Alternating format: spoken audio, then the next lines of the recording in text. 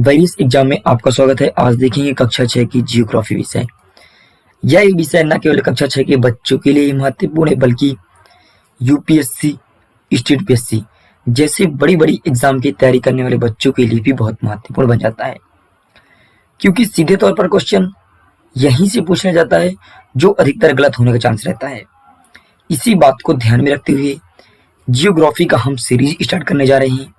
इसमें कक्षा 6 से लेकर के कक्षा 12 तक की जियोग्राफी को अच्छे समझने का प्रयास करेंगे। प्रत्येक चैप्टर के बहुत महत्वपूर्ण बिंदु को ध्यान से देखेंगे और अच्छे समझेंगे। तो चलिए स्टार्ट करते हैं। आज पढ़ेंगे कक्षा 6 का पाठ 1। देखिए, हमारे पाठ का नाम है सौरमंडल में पृथ्वी। क्या आप जानते हैं आखिरकार यह सौरमंडल है क्या? सौरमंडल किससे किससे मिलकर के बनता है? तो देखिए, सबसे पहले हम पाठ के नाम को डिस्कस करते हैं। सौरमंडल में हमारा सूर्य के अलावा 8 ग्रह तथा कुछ अन्य उपग्रह तथा अन्य खगोलीय पिंड से ही मिलकर के हमारे सौरमंडल का निर्माण होता है। इसमें हम देखेंगे सौरमंडल में पृथ्वी का स्थान, पृथ्वी कहाँ पर है, किस बिंदु पर स्थित है। देखिए, आप इस इमेज में देख सकते हैं, यह इमेज हमारे सौरमंडल का ही है। इसमें बीच में सूर्य है और इसके चारों तरफ ग्रह परिक्रमा लगा रहे हैं। तो यह एक सौरमंडल का इमेज है। इस इमेज को आप ध्यान से देख सकते हैं। देखिए, आगे लिखा है, सूर्यास्त के बाद आकाश को देखना कितना अच्छा लगता है। आपने हमेशा सूरज को ढलते हुए सूर्य का जरूर देखा होगा। देखिए, आसमान में पहले 1 या 2 चमकती बिंदु ही दिखते हैं।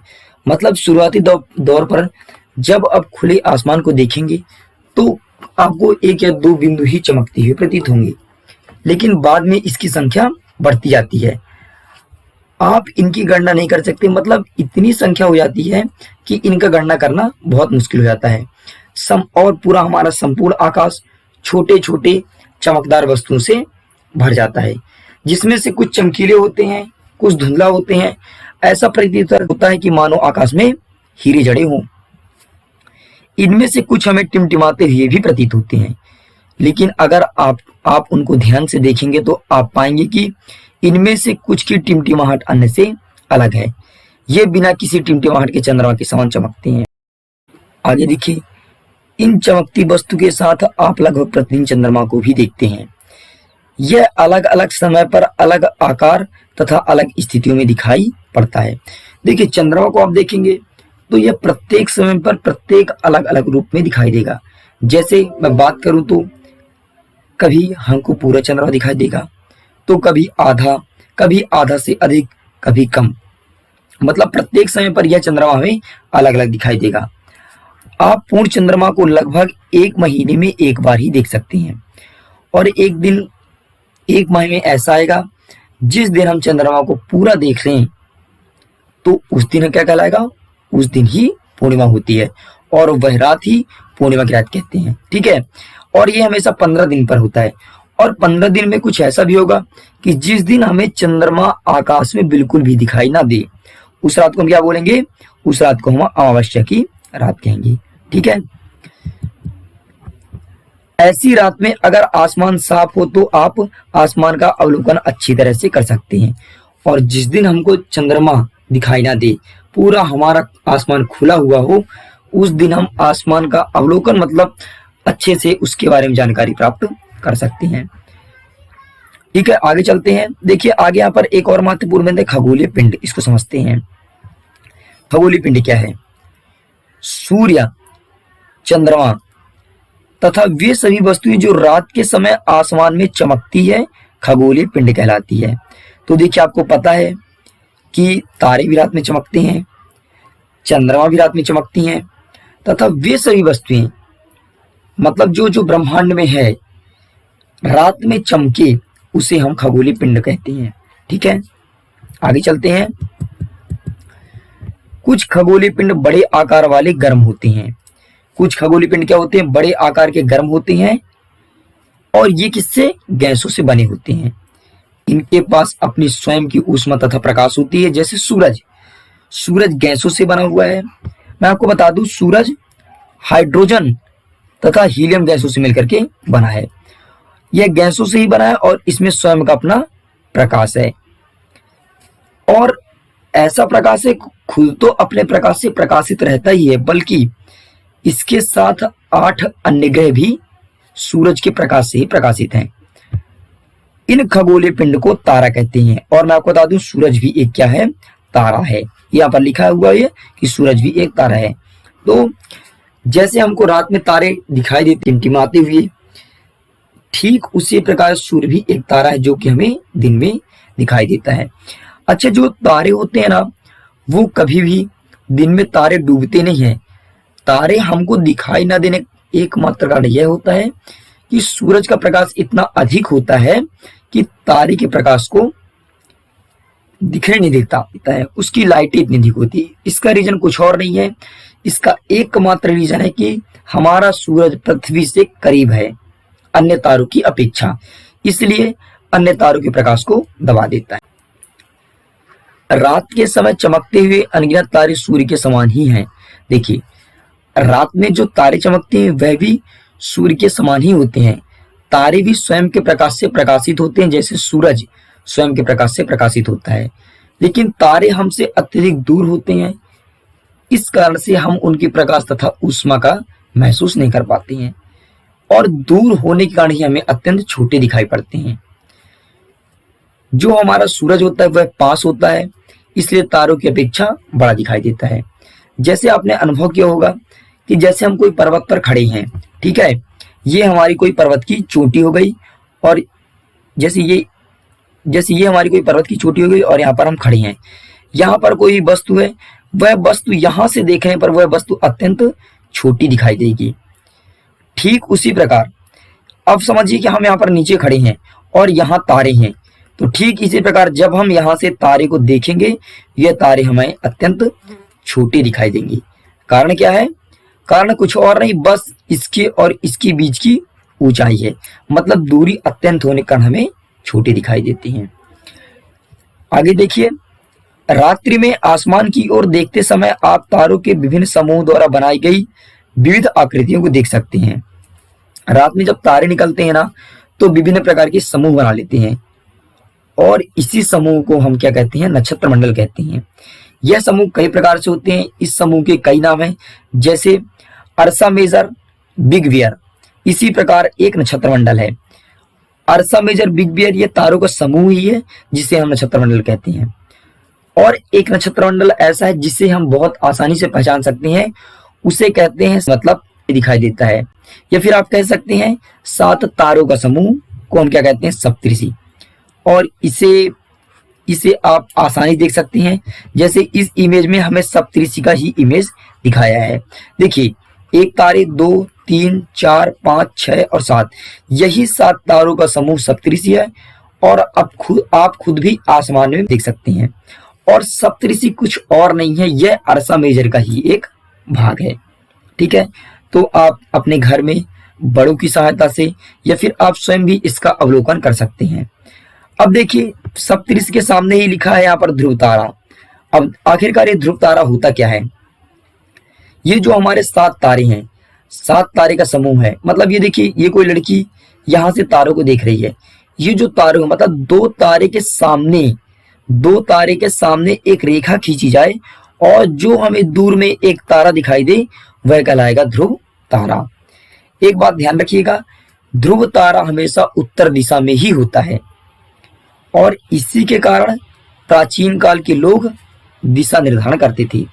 जैसे यदि रात की सहायता में कोई जंगल में है, वह अपने रास्ता से भटक गया है, तो इस ध्रुव तारा को देख करके इसकी सहायता से वह अपने घर पर या अपने स्थान पर आसानी से पहुंच सकता था। क्योंकि उस टाइम पर घड़ी ऐसा कुछ था नहीं कि घड़ी देख करके समय बता दें या फिर कंपास लेकर के दिशा का निर्धारण कर लें, ऐसा कुछ नहीं था। तो प्राचीन काल में ध्रुव तारे का ही उपयोग किया जाता था। और यहाँ पर लिखा भी है, प्राचीन समय में लोग रात्रि में दिशा निर्धारण के तारों की सहायता से करते थे। उत्तरी तारा उत्तर दिशा को बताता है, इसे ध्रुव तारा भी कहते हैं। हाँ, एक चीज ध्यान रखिएगा कि इसे उत्तरी तारा नाम से भी जानते हैं।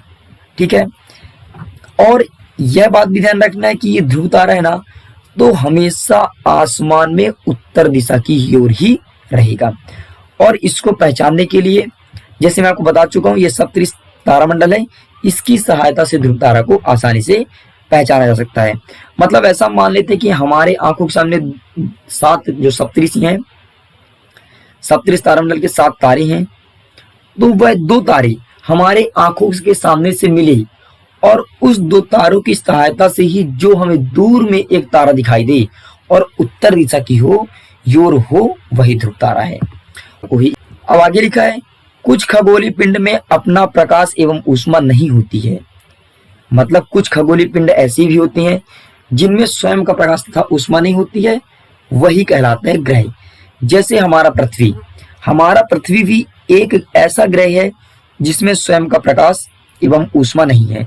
हम किसी अन्य के सहायता से प्रकाशवान हैं, जैसे हम सूरज के प्रकाश से प्रकाशित हैं। ठीक है, अब देखिए आगे लिखा है, ग्रह जिसे अंग्रेजी में प्लेनेट कहते हैं, प्लेनेट, इस बात को ध्यान रखिएगा, ग्रह को अंग्रेजी में क्या कहते हैं, प्लेनेट कहते हैं। ग्रीक भाषा के प्लेनेटाई शब्द से बना है, जिसका अर्थ होता है परिभ्रमण करना। तो हमारे ग्रह का भी काम क्या होता है, हमारा ग्रह भी समझिए ये हमारा सूरज हो गया, ठीक है, इसके चारों ओर हमारे ग्रह परिक्रमा लगाते हैं दीर्घवृत्तीय कक्षा में, ऐसे कुछ।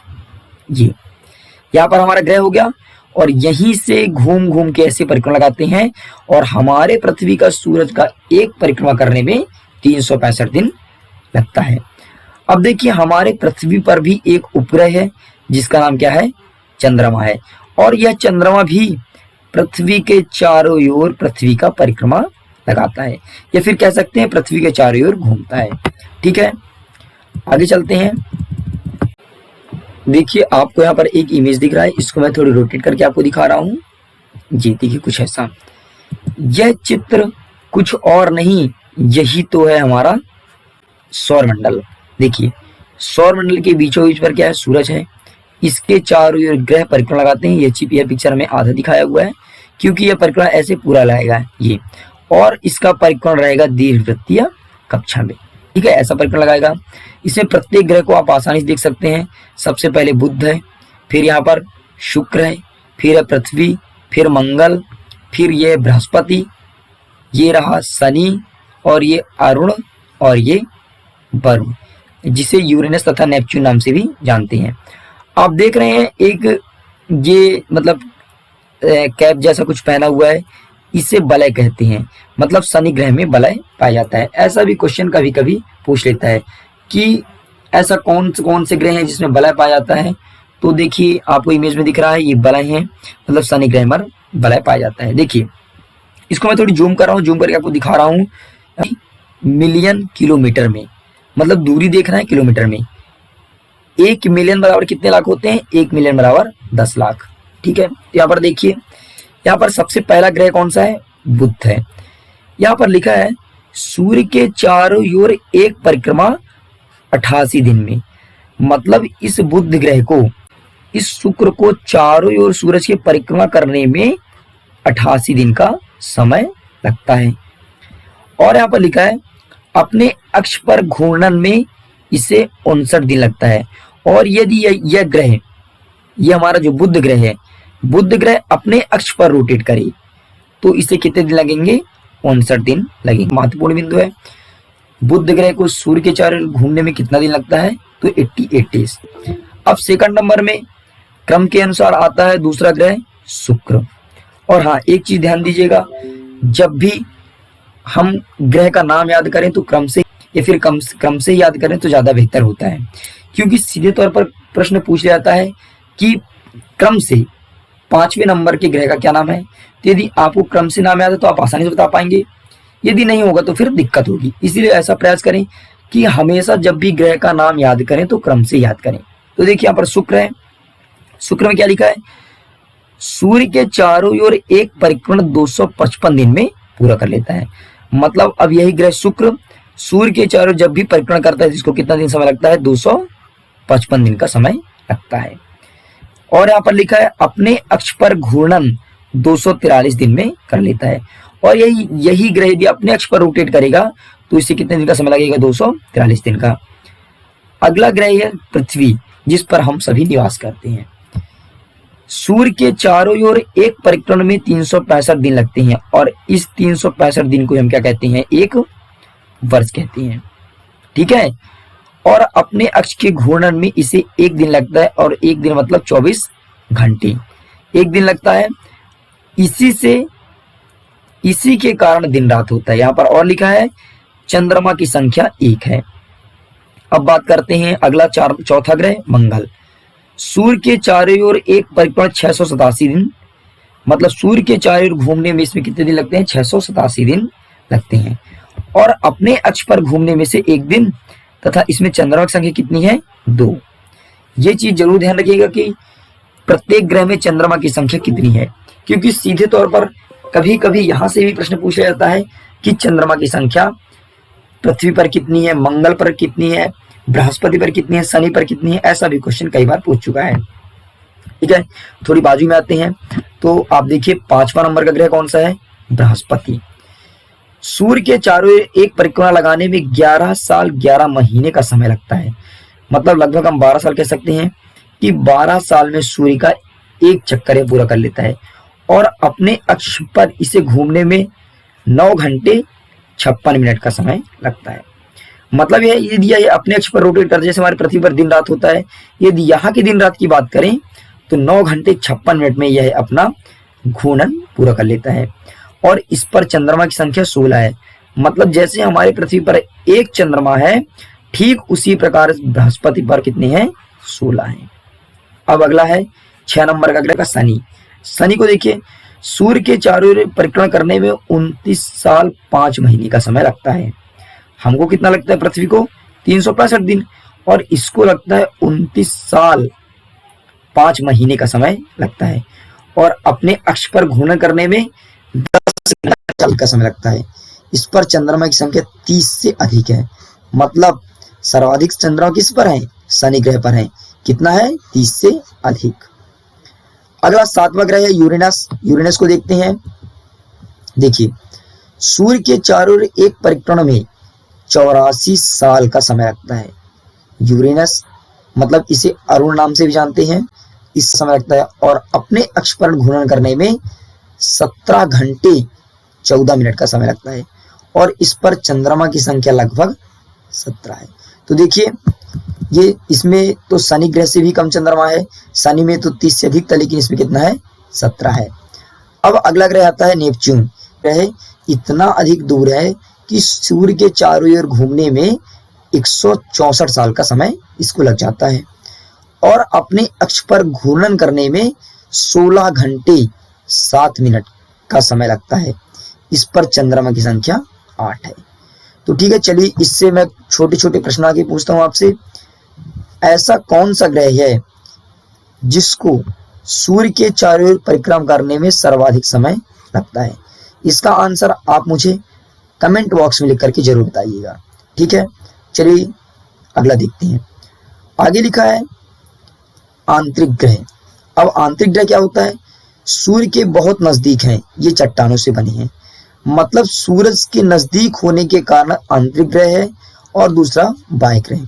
इसको हम चित्र पर अच्छे समझने का प्रयास करते हैं। देखिए, ये आंतरिक ग्रह यहाँ पर है, ये यहाँ पर है, और यह सूरज से अत्यंत निकट होने के कारण इसका नाम क्या पड़ा, आंतरिक ग्रह। अब दूसरा लिखा है यहाँ पर बाह्य ग्रह। सूरज से बहुत दूर हैं तथा बहुत बड़े आकार के हैं। ये गैस तथा तरल पदार्थों से बने हैं। मतलब यह ग्रह यहाँ पर है। मैं इसको थोड़ी जूम इन करता हूँ। ये ग्रह, ये इसके बाहर भी हैं ये ग्रह, यहाँ पर है ये ग्रह। और इसे कौन से ग्रह कहते हैं? बाह्य ग्रह। आसमान में दिखने वाला चंद्रमा एक उपग्रह है। मतलब खुले आसमान में जो हमें चंद्रमा दिखाई देता है वह पृथ्वी का क्या है? उपग्रह है। यह हमारी पृथ्वी का सहचर है। सहचर का मतलब ये होता है पृथ्वी के समान ही व्यवहार, या पृथ्वी के जैसे, तथा इसके चारों ओर चक्कर लगाता है। इसके किसके? चंद्रमा पृथ्वी के चारों ओर चक्कर लगाता है। हमारी पृथ्वी के समान 7 अन्य ग्रह हैं जो सूर्य से प्रकाश एवं ऊष्मा प्राप्त करते हैं। हम आपको ऊपर चार्ट में बताए हैं कि पृथ्वी ऐसा उपग्रह है जो स्वयं के प्रकाश से प्रकाशित नहीं है, बल्कि किसी अन्य अर्थात सूरज के प्रकाश से प्रकाशित है। से कुछ के पास अपने चंद्रमा भी हैं तथा कुछ ग्रह आप ऐसा देखें जिसके पास अपना चंद्रमा है, जैसे पृथ्वी के पास एक है। सौरमंडल, देखिए सौरमंडल को मैं आपको ऊपर पाठ के नाम में भी समझा चुका हूं, लेकिन फिर भी इसको दोबारा देखते हैं। सूर्य, 8 ग्रह, उपग्रह तथा अन्य खगोलीय पिंड जैसे क्षुद्र ग्रह एवं उल्का पिंड से मिलकर के सौरमंडल का निर्माण होता है। और सौरमंडल में सौर परिवार का मुखिया किसे मानते हैं हम? सूरज। सूर्य सौरमंडल के केंद्र पर स्थित है। यह बहुत बड़ा है एवं अत्यधिक गर्म गैसों से बना है, इसीलिए तो इस पर गर्मी है। इसका खिंचाव बल इससे सौरमंडल को बांधे रखते हैं। देखिए सूरज तथा पृथ्वी के बीच एक ऐसा बल लगता है जिसे अभिकेंद्री बल के नाम से जानते हैं, और इस कारण ही सूर्य ग्रह को खींच रहता है तथा ग्रह सूर्य को खींच रखते हैं, मतलब अपने मार्ग से यह विचलित नहीं होती है। सूर्य सौरमंडल के प्रकाश एवं ऊष्मा का एकमात्र स्रोत है, क्योंकि सबसे नजदीक का तारा होने के बावजूद यह हमसे बहुत दूर है। मतलब पृथ्वी से सूरज की ऊंचाई कितनी है? 15 करोड़ किलोमीटर है। मतलब यदि यहाँ पर पृथ्वी है और यहाँ पर सूरज है तो इनकी बीच की दूरी कितनी है? 15 करोड़ किलोमीटर है सूरज और पृथ्वी के बीच की दूरी। अब बात करते हैं हम ग्रह के बारे में। हमारे सौरमंडल में 8 ग्रह हैं। सूर्य से दूरी के अनुसार, ये देखिए दूरी के अनुसार इस पर क्रम जमाया हुआ है।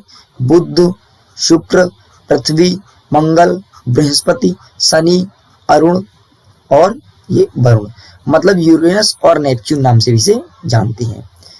सौरमंडल के सभी 8 ग्रह एक निश्चित पथ पर सूर्य का चक्कर लगाते हैं। ये रास्ता दीर्घ वृत्ताकार में फैले हुए हैं। मतलब यहाँ पर सूरज हो गया तो ये दीर्घ वृत्ताकार मार्ग में सूर्य का चक्कर लगाएंगे, कुछ ऐसा। ठीक है। हाँ, एक चीज ध्यान रखिए, जैसे थोड़ी मेरा इमेज गलत हो गया, यह एक दूसरे को प्रतिच्छेद नहीं करते हैं, सभी का मार्ग अपना अलग अलग है। आगे लिखा है, अपनी कक्षा में सूर्य के चारों ओर एक चक्कर लगाने में केवल 88 दिन का समय लगता है। बुध ग्रह को सूर्य के चारों ओर चक्कर लगाने में सबसे कम समय 88 डेज का समय लगता है। शुक्र को पृथ्वी का जुड़वा ग्रह माना जाता है। अब देखिए शुक्र को पृथ्वी का जुड़वा ग्रह क्यों कहा जाता है?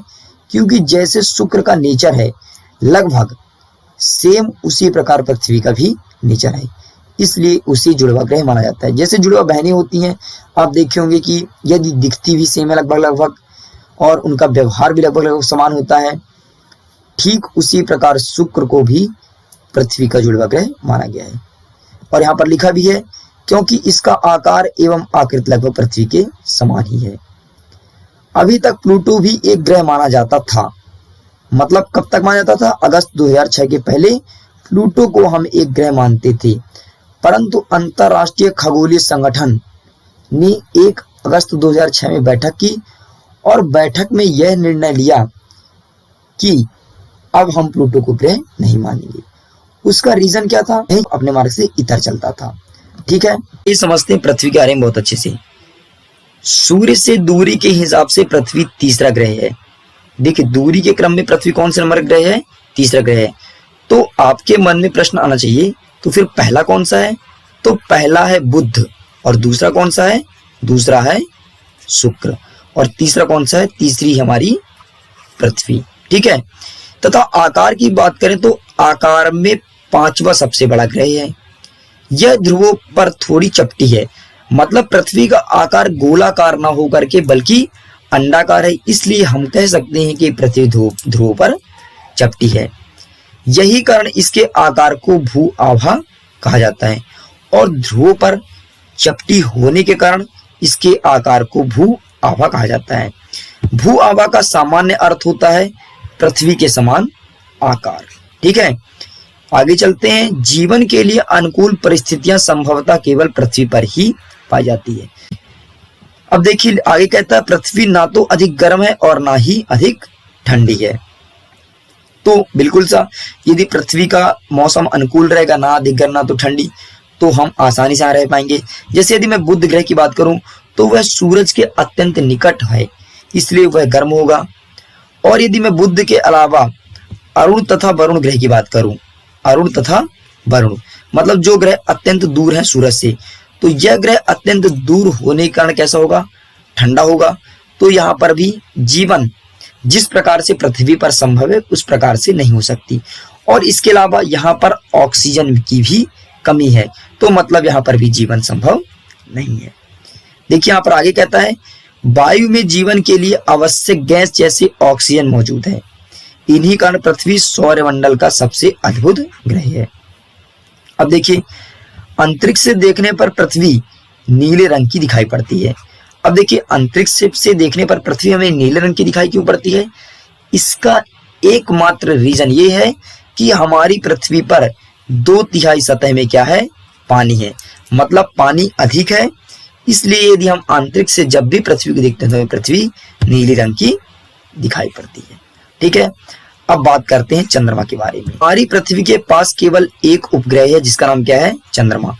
इसका व्यास मतलब यदि इसके आकार की बात करें तो पृथ्वी के व्यास से 1/4 है, मतलब पृथ्वी इतना बड़ा है 4 भाग और चंद्रमा का 1 भाग है।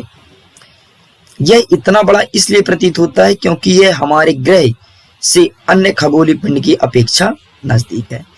तो यदि हम पृथ्वी ग्रह की बात करें तो हमारे पृथ्वी ग्रह से चंद्रमा भी नजदीक है और सूरज भी नजदीक है, इसलिए यही दोनों हमको बड़े दिखाई देते हैं। और यहाँ पर देखिए दूरी लिखा है, यह हमसे लगभग 3,84,400 किलोमीटर दूर है। अब आप पृथ्वी से सूर्य एवं चंद्रमा की दूरी की तुलना कर सकते हैं। तो यहाँ पर मुझे बता दीजिए सूरज से पृथ्वी की दूरी कितनी है, आप मुझे यह कमेंट बॉक्स में लिख करके जरूर बताएंगे। ठीक है, चंद्रमा पृथ्वी का एक चक्कर 27 दिन में पूरा करता है। मतलब ये जो चंद्रमा है पृथ्वी का एक चक्कर, मतलब पृथ्वी का जो घूर्णन करता है वह कितने दिनों का समय लेता है, 27 दिन का समय लेता है। चंद्रमा की परिस्थितियां जीवन के लिए अनुकूल नहीं है। यहाँ ना पानी है और ना ही क्या है, वायु है। वायु मतलब ऑक्सीजन है। इसकी सतह पर मतलब ये आप देख सकते हैं चंद्रमा की तल पर बात करें तो पर्वत है, पर्वत के अलावा मैदान है, मैदान के अलावा बड़े बड़े गड्ढे हैं। ठीक है, देखिए समझते हैं क्षुद्र ग्रह के बारे में। और यहाँ पर इमेज में हमको एक क्षुद्र ग्रह दिखाया गया है, आप देख लीजिए।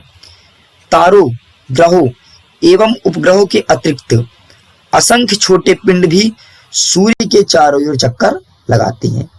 ऐसे पिंड को क्षुद्र ग्रह कहते हैं। मतलब ऐसे पिंड जो सूर्य के चारों ओर तारे ग्रह के साथ साथ चक्कर लगाते हैं, जिन्हें हम ना तो ग्रह में काउंट करते हैं ना ही तारे में काउंट करते हैं।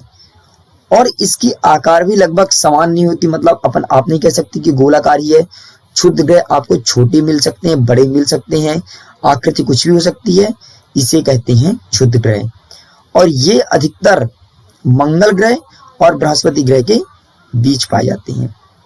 अधिकतर क्षुद्र ग्रह आपको वहीं देखने को मिलेंगे और वहीं पर स्थिर रह करके ये सूर्य का क्या लगाएंगे, ये सूरज हो गया हमारा, और यहीं पर स्थिर रह करके सूर्य का परिक्रमा लगाएंगे। ठीक है, ग्रह कुछ और नहीं है, ग्रह का ही कुछ भाग है जो हमारे ग्रह से टूट करके अलग हो गए हैं। इसीलिए ऐसा कहा जाता है कि उनकी गति भी सेम है। सेम मतलब जैसे ग्रह की गति है सूर्य के चारों ओर परिक्रमा लगाने की, सेम उसी प्रकार गति किसकी है, क्षुद्र ग्रह की भी है। अब आता है नीचे उल्कापिंड। उल्कापिंड को समझते हैं। सूर्य के चारों ओर चक्कर लगाने वाले पत्थर के छोटे छोटे टुकड़े को उल्कापिंड कहते हैं। मतलब कुछ पत्थर के छोटे छोटे टुकड़े होते हैं जो सूरज के चारों ओर, जैसे ग्रह, उपग्रह और ये क्षुद्र ग्रह चक्कर लगाते हैं, ठीक उसी प्रकार उल्कापिंड भी सूर्य के चारों ओर क्या करते हैं, चक्कर लगाते हैं। ये कभी कभी ये उल्कापिंड पृथ्वी के इतने नजदीक आ जाते हैं कि इनकी प्रवृत्ति पृथ्वी पर गिरने की होती है। कभी कभी क्या होता है, चक्कर लगाते लगाते, क्योंकि इनका मार्ग तो निश्चित है नहीं, तो चक्कर लगाते लगाते इतने करीब आ जाते हैं कि मानो ये पृथ्वी से टकरा ही जाएंगे। और कभी कभी टकराते भी हैं और कई बार हमारी पृथ्वी पर यह टकरा चुका है। इस प्रक्रिया के दौरान वायु के घर्षण होने के कारण गर्म होकर जल जाते हैं। और यह प्रक्रिया जब होता है तो वायु से घर्षण होता है, क्योंकि हमें वायु कहीं पर सघन मिलेगा, कहीं पर विरल मिलेगा। घर्षण होकर के इस पर आग लग जाएगी अर्थात ये जल जाएंगे।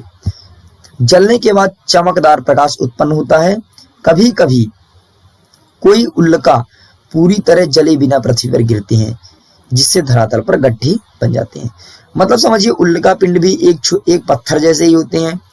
ये जब वायुमंडल के अंदर आए तो आग लगा तो कभी कभी तो ये पूरा जल गया, लेकिन कभी कभी बिना जले पृथ्वी पर गिर जाता है और इस कारण ही पृथ्वी पर बड़े बड़े गड्ढे का निर्माण करता है।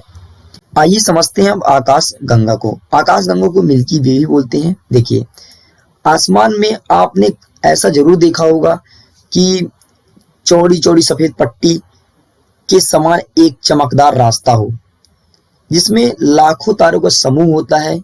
यही आकाश गंगा कहलाता है, जिसे मिल्की वे भी कहते हैं।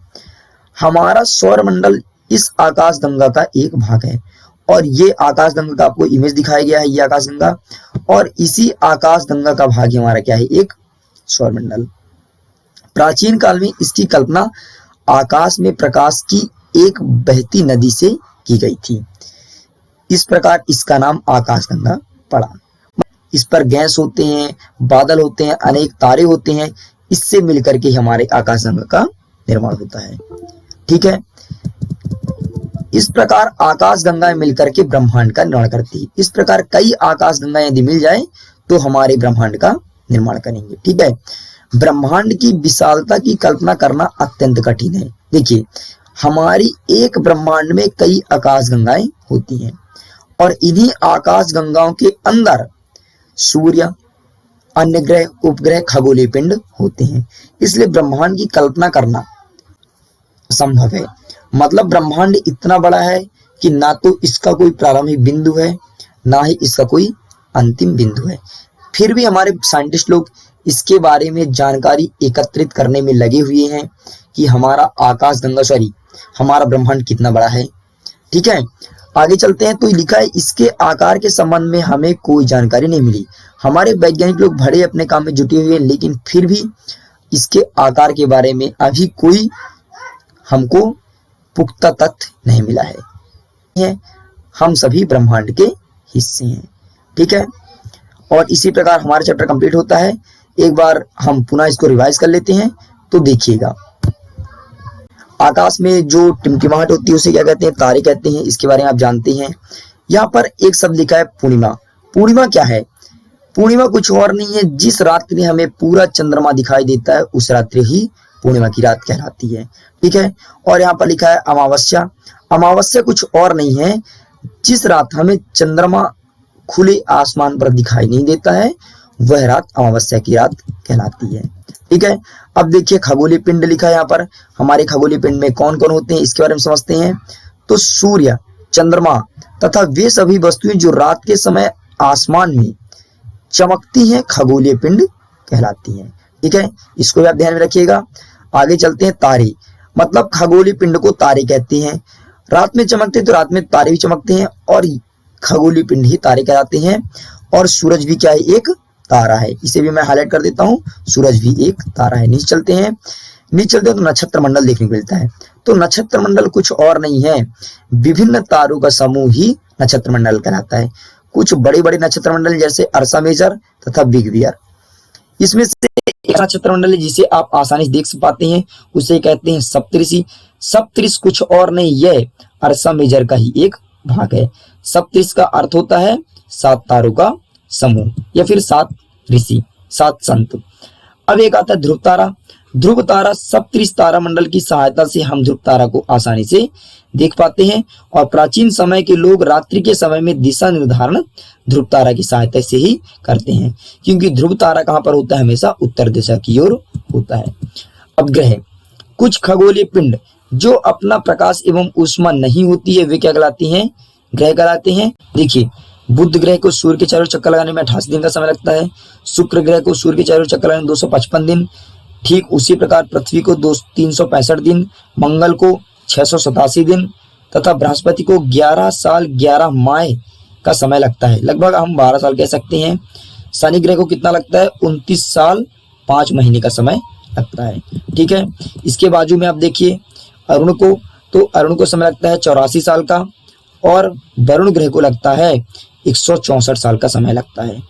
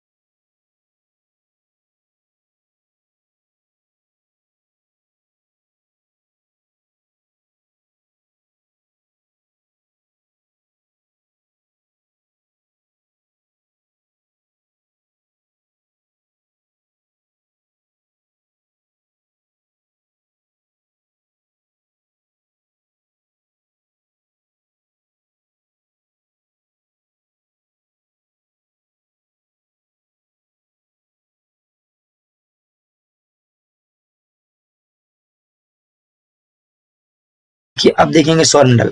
सौरमंडल है क्या? सूर्य, 8 ग्रह, उपग्रह तथा अन्य खगोलीय पिंड जैसे क्षुद्र ग्रह, उल्का पिंड से मिलकर के हमारे सौरमंडल का निर्माण होता है। सौरमंडल में हम सौरमंडल को हम सौर परिवार के नाम से जानते हैं और इसका मुखिया कौन होता है? सूर्य होता है। ठीक है, सूर्य के बारे में बात करें तो सूर्य सौरमंडल के केंद्र पर स्थित होता है, इसलिए इसको मुखिया कहते हैं और प्रत्येक ग्रह सूर्य के प्रकाश से ही प्रकाशित होता है। एक चीज यहाँ पर इंपॉर्टेंट है, सूर्य पृथ्वी से लगभग 15 करोड़ किलोमीटर दूर है।